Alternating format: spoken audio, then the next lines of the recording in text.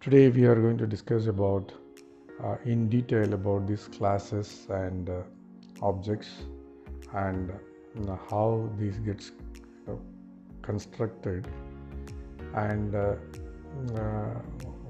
slightly on real time but more on computing. With that introduction, what we have seen so far is how the classification and codification works. Now let's go slightly deep into that. The way, for example, a class has to be identified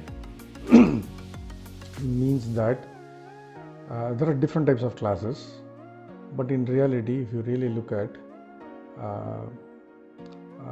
so this is Gokul, this is a person, and person is a human being. Human being is part of the living being. Living being is part of a being. Being is part of something, that which in turn can be identified as something else. Like that. Then finally, everything is an object. Okay, that's an abstract level object. That everything, for example, everything is built as an atom, and from the atom things get formed in different ways, and people call it in different names. So from that perspective, if you really look at, there is an object. Suppose if you are a programmer, and I'm sure you would have seen a lot of controls being used in the screens, right? So for example, you have a text box, there is a label, there is a button, and you can see something, you enter something somewhere in an address bar in a browser. All that, anything you do there is derived, for example, from this concept. The concept here is that each one is an object by itself, which is derived from something. I'm talking from an object-oriented way of doing things, but there are other ways by which certain things can be accomplished, but I'm not talking about that. So something you define everything as a control, and these controls, for example, this is of type button, this is of type radio button, this is a drop down or a spinner as it is called, and maybe something is editable, something is non-editable, and so on and so forth. So the entire screen is populated, and sometimes you can see the labels also, like enter your first name, enter your last name, what is your date of birth, and like that. So if you really look at all these things are in a way orchestrated to be represented in that sense, so that it gets rendered in the screen the way you look at it. But that is not the reality, okay? But the reality is something different. Rather, it's quite contrast. As per the Windows programming, if you really look at, that is completely in contrast. We'll talk about that later, but for now, these controls, how you call, in a page, you have a first name and you have a last name. Both are text boxes or edit boxes. Then how do you qualify? These two are two different boxes. So you will have an ID to represent that. The first name is F name text box 1 or something, and the second is this last name text box or text box 2, in whatever way you want to call. So, but each one is uniquely represented. Each control is uniquely represented in that particular page or a screen. Okay, so that, but the control is common whether you use it under the ID 1 or ID 2.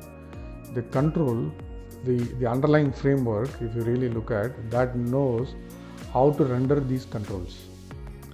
Okay, so these controls are nothing but a type of object or a class called text boxes or text box, and you instantiate against the first name, then that particular data will get stored, and that only in that particular page or in that particular component where the text box is, the parent of the text box, okay, is located, and that gets rendered and it has got that value passed on by the controlling component or the page. You take the same leaf example we discussed in the other video.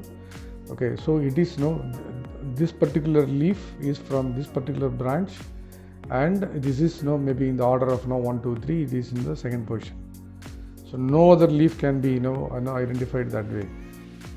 So if you know that, then how your human brain works in the same way, the underlying framework used in the computing works and identifies and renders that value or to the user. Okay, step back. We'll see how these classes are put together. So that is called the class hierarchical model, where you define the class from where the application is a whole class. The application has to behave in a particular way. Okay, so how that value gets into that, you define that, okay, this application means, okay, this is my the developer or the author or the owner of that, the company name, and you attribute a lot of properties. Nowadays it is easier with the JSON the parameters. You can define that for an app. You can define all these things as part of the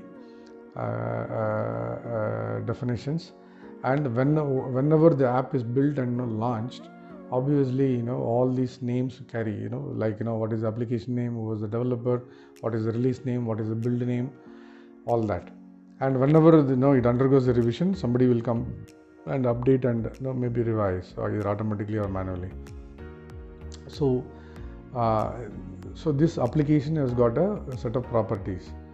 Okay, but the way the modern technologies work is that they only expose you the data so that you feed the data. Internally they know how to interpret all these things.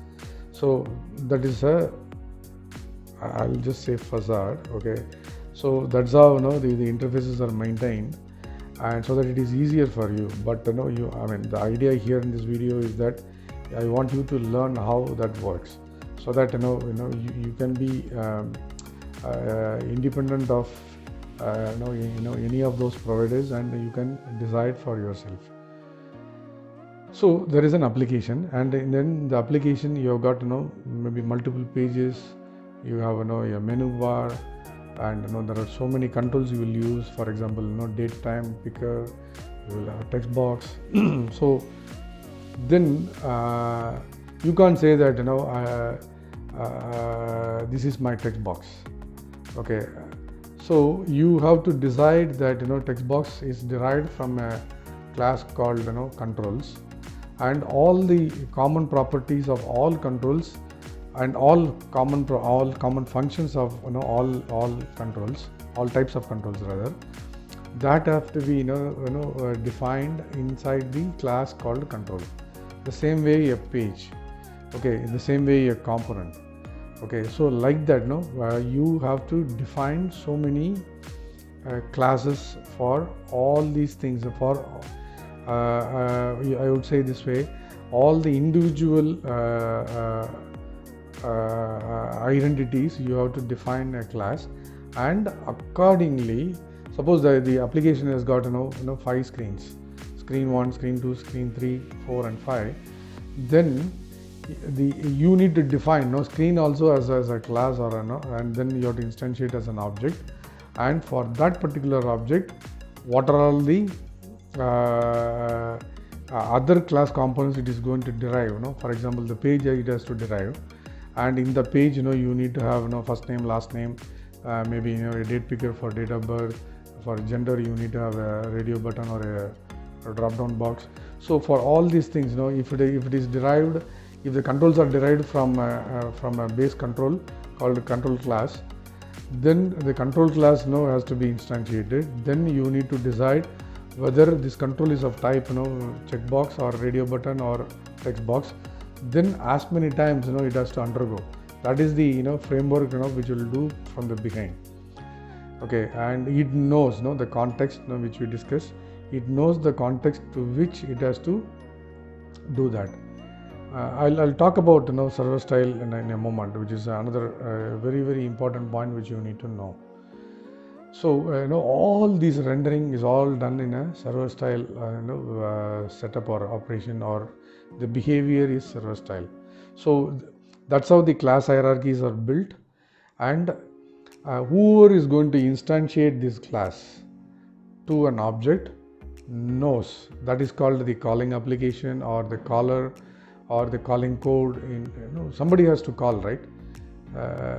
So the class doesn't exist on its own. You can define all that. See, for example, you have so many items at kitchen, but somebody has to go and use it in order to make a food. In the same way, the classes may be there in a library, like a household. You can see a library of classes which contain how to do with the objects, how to do with the page, how to do with the screen, how to do it with the menu, how to do it with the various controls in terms of its properties, like color, or any other functions like on change, whatever. So all these things somebody has to define, but that is not enough. So definition is important, I agree, no doubt about it. So now in the context of the application, somebody somewhere, somebody means not person, the application code has to make a reference to these classes to get it instantiated. That is the word, that's the right word. For example, I am an instance of an object called human being. Okay, and this object has got a name called Google, and he has got this height, this weight, whatever it is, and he can do certain functions like I can run, I can walk, I can sleep, I can eat. So I've got some functions which are derived from the human behavior. Okay, and can I do something which humans cannot do? I don't think so. Maybe I may not be doing certain things which the class contains all the functions, right? So I may not be in a position to do certain things, like I can't fly, whereas somebody can fly. I can't swim, somebody can swim. I can't ride a cycle, somebody can ride a cycle. So like that, certain functions I may not be in a position to do it, but definitely I cannot do something which is not defined in the class itself. That's how you have to take it. So now with this context, how these things are going to be instantiated or constructed or orchestrated, that's the real word. We would have seen a lot of things with respect to self-improvement videos, orchestration. This is how the orchestration is going to be. But before we get onto the orchestration, you need to know how these classes are getting instantiated. We have seen the design patterns, right? There are different types of patterns based on the geometry, based on the functions, etc. Same logic here, but here it is more of a computing terminology. So the design pattern here in this context, there are three types. Obviously, the class has to be created. So how do you create the class? Okay. So what are the ways or the patterns which you can use to create these classes? That is based on creational property or creational type of a design pattern. It's a design pattern, okay. Like when you are drawing the rangoli, you have different sets for putting it on. But you can apply any color. Only the color changes, but the design remains the same. And you can replicate this design in the entire area with the different colors. But the design is no way connected with the color. But when you look at it, you can see that it is rendered in a different color in a beautiful way, orchestrated in that way. The same logic we are going to discuss something here on computing parlance as well. So the first type here is how the classes are getting created. So when you create, there are different types which you can Google it and you can read it for yourself.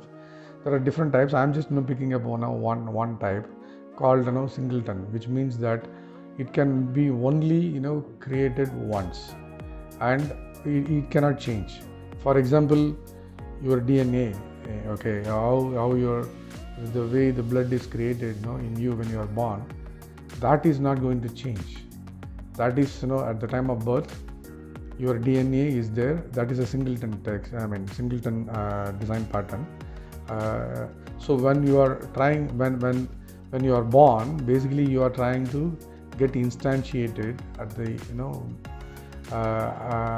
from a human class, and you get a name, and you become an object, and all the qualities of a human you are incorporating. And when you are done, when you are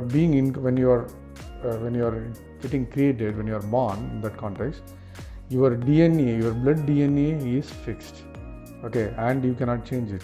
So the class blood within your body, which is also derived, that class blood is a type singleton, and your body is made of that class, which is also singleton in this, for this particular class or object. But you are growing, right? When in the first month you are baby, or then you become infant, child, adult, young, like that. You grow. So, but when you grow, your face position changes, or the eye changes, or your hair fall happens. All that happens, but the blood remains the same. So that class, that object is a singleton object. Whereas, but my hand cannot grow beyond a point. It can grow only to that level.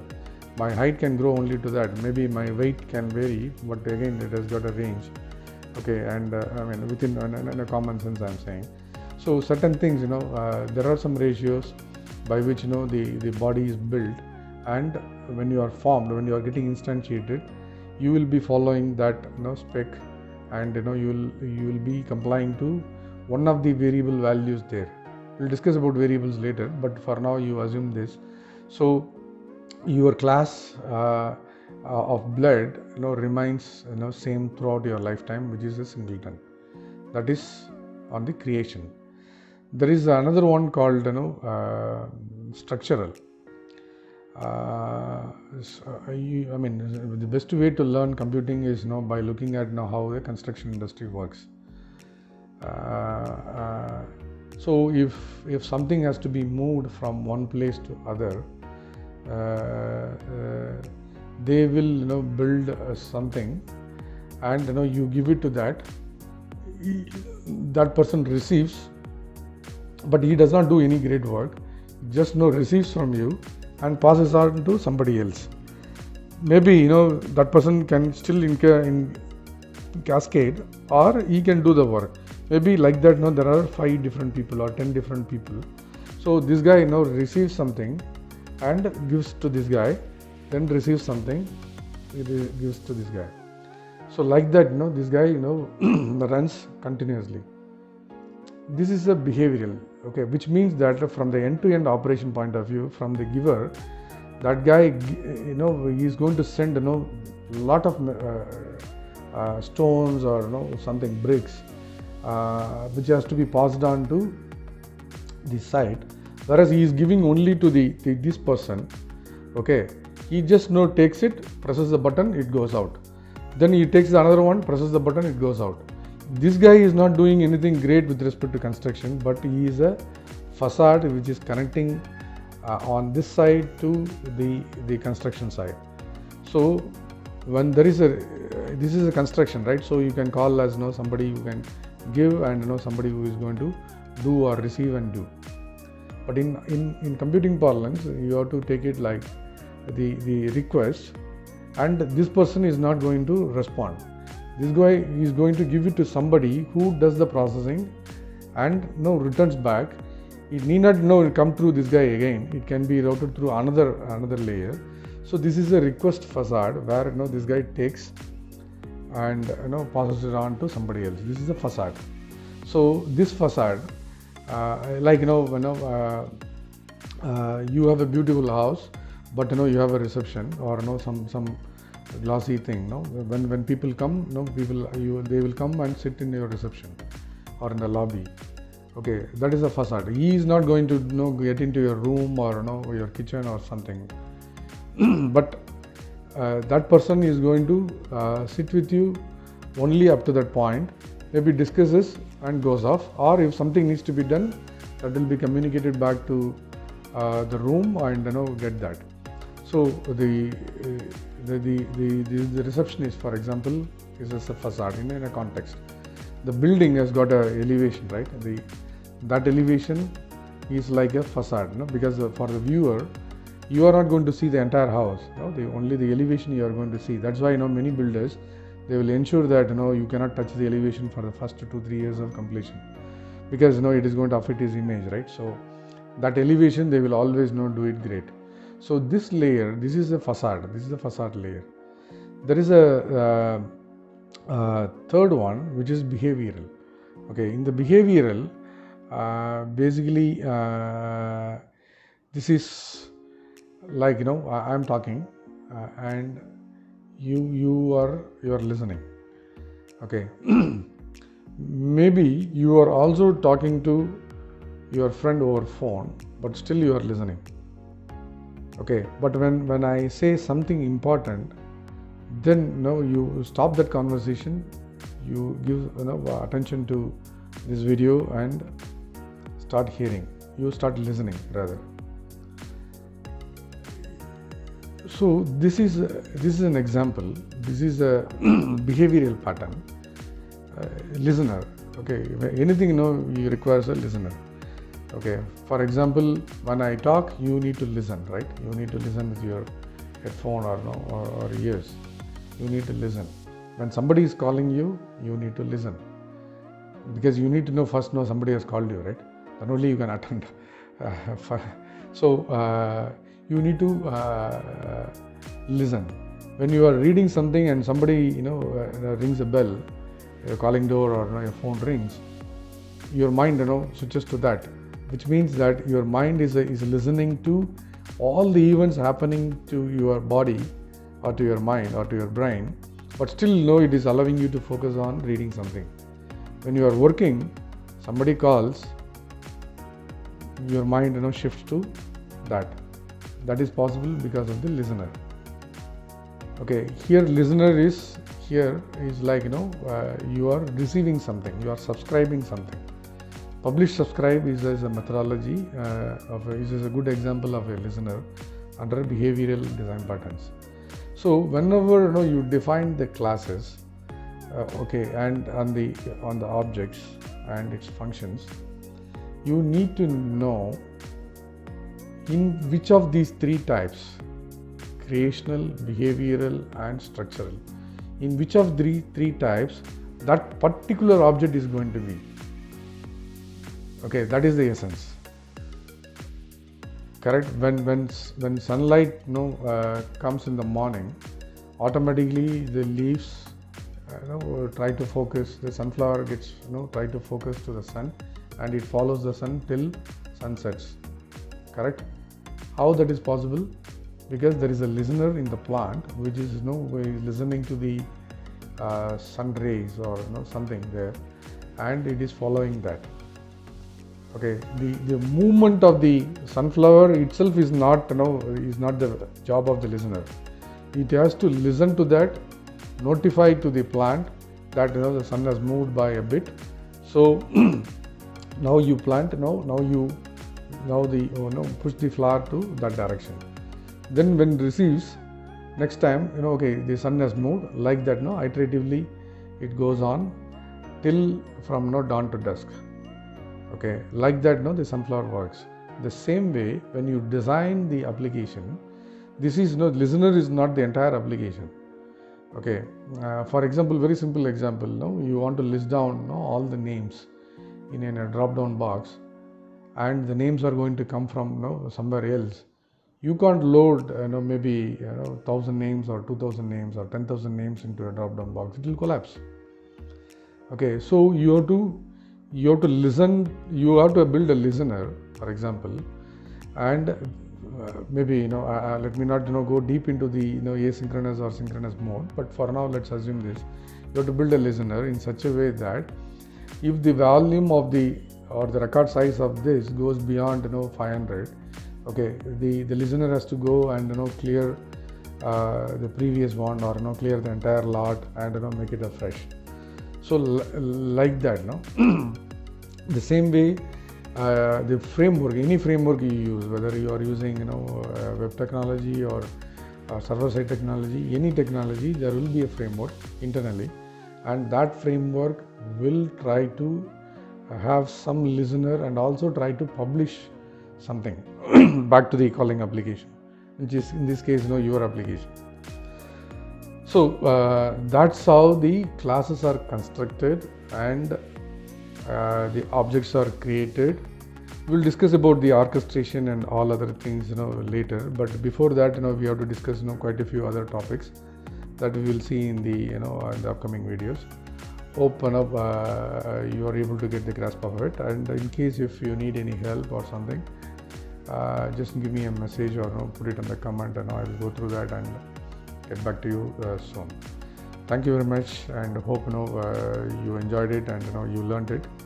And the idea behind all these things is that unless you know the real life and equate it to what you learn in computing, it will be very difficult for you to do any programming or any of those things, or you will do it without knowing what it is. So my job here is to help you learn correctly and do correctly.